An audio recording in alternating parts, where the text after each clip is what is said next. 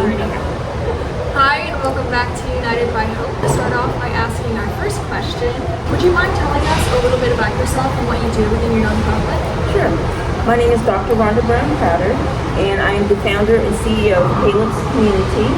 And I am the person that goes out and speaks with representatives and legislators to try to bring first more awareness to autism and what it is, and also to educate those in the community. I do speaking engagements about autism, the journey and the things that we face on a daily basis, our families. And it's all designed to get people to, first of all, be more compassionate about the things that we have to face, and then also to ask themselves the question is, what can I do to help better the journey for this family? So that's really the main thing that I do, and it's all in honor of my son Caleb. Caleb's Community. That actually brings me to our next question, Caleb's Community. I was going to ask, what was your inspiration behind building your nonprofit? But you know, it's your son. Well, yes, it is my son, but it's very interesting because when Caleb was first diagnosed at the age of 2 weeks before his 4th birthday, he started school immediately in a pre-K program, and all these different people started coming in our path, you know, whether it was at school or whether it was at therapy sessions, in the community, and then we started making all these connections. And as time went on, these same people were in our circle, and then other people came in our circle, and each one had a unique role and what they did to help Caleb to be the better version of himself. And I started thinking, I said, you know, that's what community is all about. It's really Caleb's community, all these different people, all these moving parts that come together to encircle him, to help him to be the best version of himself. So that's why I thought Caleb's Community was perfect. Amazing. What ways can the community help to engage with it? I think first and foremost to be open to doing new ideas. Yeah. Because one of the pillars of our nonprofit is innovation. And if you really think about it, Caleb is very different because of his diagnosis. He has autism, a speech impairment. He has an intellectual development disability. And so with those things, and ADHD, can't forget that one. But so obviously the things that the mainstream does is probably not going to be conducive to what he is needing to be the best version of himself, to accomplish the things that we're trying to get him to learn and to grow and to do. So I would say anybody in the community engaging in our nonprofit, just come with an open mind first and foremost, and then ask the question, how can I help? And again, maintain that open mind to say, if I say, okay, instead of putting the chairs on the left, let's put them on the right. Yeah. And typically if they go on the left, okay, let's do that. Let's try that. Let's see what happens with that. So I think just having that approach and that openness to being able to do that and willing to do that, that's just a good starting point. And then you come in my place and I'll say, okay, let's go from there. Let's see what we can place you and do these things to help ultimately to make Caleb, and those, of course I say Caleb, but everyone, you know, certainly advocating for all of those in our autism and even special needs community as well. I would ask, who is your target audience and how many kids do you think you're helping on average? Very good question. My target audience really is for those families that have recently received a diagnosis. Yeah. Because obviously, you know, we're at the point now where we're in the middle of because Caleb will be 18. Actually, I take that back. She's only that long. Caleb actually turned 18. I still haven't gotten used to it, but he turned 18 in November. So, but I remember the beginning of the journey, being terrified, not even knowing what autism was. What is autism? And then, you know, you look for services, and literally you go to Google, and there's like 50,000 resources out there. So you get overwhelmed. You're already overwhelmed with the diagnosis. You're already overwhelmed with all of the material that's out there because you want to help them, but you really don't even know where to start. And then you're processing the emotional aspect of, like in my case, where your child is seemingly mainstream when they're born, they're progressing like mainstream, and then all of a sudden they have this complete turnaround, and you've got this child that, I mean, you really have to start over. And it's a very hard thing to process. And so I really want to reach out to those people. And again, this is something that is not really unique to autism, because any person that has a child that has a disability that went through some changes like that, we're all processing the same thing. So that's really my target audience. And I just want to help. For all the years, it took me a lot of years to learn the things that I wrote in the book. And so that's why I want to make their journey a little bit easier. when they're starting out to know, okay, instead of going here, Dr. Rowe recommends I go there. You know, at least a good starting point with that. That's so inspirational to get off that pathway. Can I ask, are you looking for anyone to join your mission?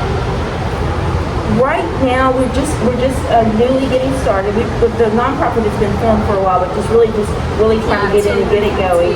And so, what I'm really focusing on at this point is a lot of collaboration. I have tons of people and other nonprofits that are doing great things right now, and to be able to collaborate with them and see how Caleb's community can help best them, what services, what resources can we bring into their clients as we are continuing to build our clients. I've been doing some things prior to the founding of the nonprofit, and so I've got some things in place, but just being able to incorporate that into the nonprofit itself. And so while I'm in the process of doing that, there's always work to do. There's always people to see, always things to do. And so just continuing to support those in our community that are doing great things as we are in the process of building for ourselves. Alrighty, we ask this question to everyone. What brings you? Well, I know it's a loaded question. yeah, it is. It's like, okay, where do I start? Pull up a chair. I think first and foremost, my faith. Yes. That's the foundation of my hope is my faith. Okay, let's start. To point out we're in a church right now. Yes, we are. Yes. And I'm not just saying it because we're in a church. I really mean that. So starting with that, and I think that because of my foundation of faith, that no matter what situations we're confronted with, and believe me, there are some very, very challenging, most days with raising our children is challenging. Most days, let's just start there. It is probably more the exception than the rule with us. And so as I stand on the foundation of my faith and lean into my hope, sometimes it's not a big thing, you know, it's just fine. I'm like, Lord, I just need a sliver. Yeah. I just need a sliver. Just give me something to hang on to. And inevitably, he always does. It can be Caleb coming over and giving me a spontaneous hug, or me seeing something online, or somebody calling me and saying, hey, the post that you put out there really blessed me today, or helped me to be stronger. So I think the hope it's always there. Sometimes it's more, it manifests itself more easily than others. Sometimes you have to really look for it. But I think the hope is that I'm so optimistic in that there's always a better day. There's always a better moment. There's always a better chance. And as long as you have that in your heart and you process that and you internalize that, then you're going to find it. I mean, you're really going to find it. So knowing that I have that mindset for my son, knowing that as long as I have that mindset for my son, there's always going to be something positive that's going to happen in his life. So that's what drives me, is to look for it and to see how I can make it connect with Caleb, and then ultimately share that with other people. I have one more thing if you wouldn't mind. Oh, of course. Do you have anything else to know? Yes, actually I do. So this is my book. It's called Caleb's Community. Caleb's Community. I got nonprofit on the brain. It's called Caleb's Autism Journey. And it says the early years, early diagnosis in early years. And this book is actually pretty much describes everything that I just said as who the target audience is. Those people that, I mean, anybody can buy it, of course, but those people that are just like, okay, I got the diagnosis, what do I do, where do I go, where do I start? So I wrote this for the reasons that I mentioned previously, to just kind of give them a blueprint, a starting point, to say, I mean, you know, all of it, some of it may be relevant, some of it may not, take a little bit of pieces here and there, but at least it gives you something, whereas with me, I had absolutely nothing, including looking at the definition of what autism was, because I had no idea. So this is actually available right now, and this is actually book 1 of 3, okay? So book 2 is going to be the period that we're in right now. It's going to be Caleb's autism journey, and it'll say the transition years. Absolutely. So this covers like from the diagnosis age 4 up until the end of elementary school. So I call it the bubble, where everything's all, you know, everything's, you know, puppies and kittens and clouds and everything's perfect almost seemingly. But, you know, once they get into the middle school and certainly into high school, that's a transition time that there's a whole lot of changes going on. And so that'll be book 2 in the series, the transition years. And then ultimately there will be a third book. It'll be focusing on young adulthood. Oh, I see. So the thought is that somebody with a new diagnosis can buy the whole set and be like, okay, next, this is coming next. Yes, exactly. But yes, and so this is available really anywhere books are sold. All of the anywhere books are sold. Actually, not just Amazon, but you can get it at Barnes and Noble. Anywhere else that books are sold, you can purchase it out there. And you know what? I forgot to tell you one more thing. If that's okay. Absolutely. So I actually have recorded a song. I've been a singer all my life. Oh, I've heard it. It's so good. Thank you, I'll have to thank link it below. I'll link it below. Y'all go watch it. But and it's called "See Me," and it was actually a song that I received in a dream. So I really I know it was inspiration of the Holy Spirit. And in the song, it features kind of Caleb's life, and I wanted people to see that. Because when you're here at this stage, it's hard for you to imagine the things that your child can do. Because your mind is so wrapped up in mainstream, because that's all we know. And so if you say Caleb's gonna go roller skating, if I say that back then, I wouldn't believe it, because you're thinking in the tunnel of mainstream. But when you see this video, you'll see him doing. He's rollers. He's doing anything you could you saw it. He's doing tons and tons of things.